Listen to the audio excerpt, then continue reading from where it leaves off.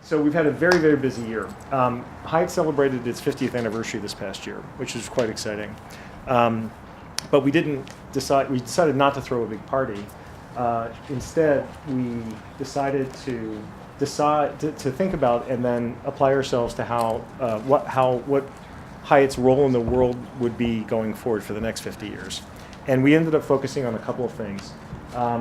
The primary thing we focused on is what we would do to support the communities in which we operate. And the two areas that we concluded were most important as we discussed it and thought about how best to support those communities was really to support youth and education and to support the environment. And so we've now launched a program that is a global program, so all hotels around the world will be involved in it, in which we are eliciting ideas from each of our hotels, and we're putting together a philanthropic effort to support those ideas through donations to local charities and to local efforts in those communities. And it really was a great opportunity for us to think in a broader context about who we are as a company, what our values are, but also what role hotel companies, generally speaking, can play in supporting the communities in which they operate.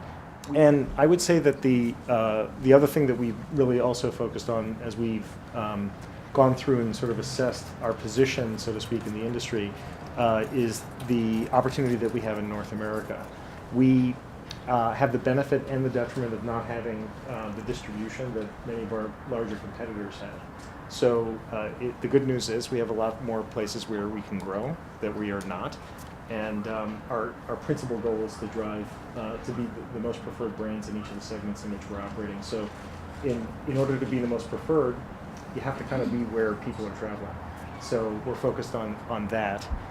Not growth for growth's sake, but to really support that mission.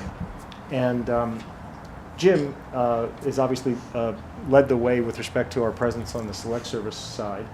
And that really has taken off tremendously.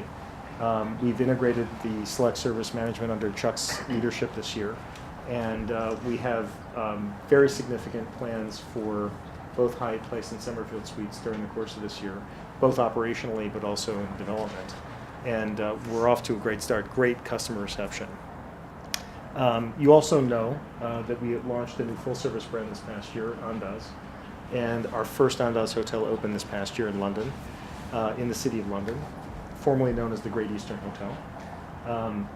And we have at least one piece of feedback direct from a recent stay this past week, which I'm thrilled to hear about. So I encourage you all the next time you're in London to make your way into the city and stay with us.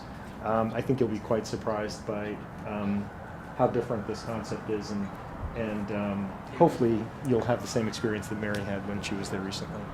We have a lot of plans underway for additional hotels. We have 2 in New York that are under development right now, 1 in Austin, and several others that will be announced soon. So the momentum there has been excellent. So it's been a very busy year. We continue to focus on the core asset that we have, which is our people. We've really charged Steve with building an organization, and that's really what we are focused on, which is really making sure that we have a great organization to be able to continue to support all of our activities around the world.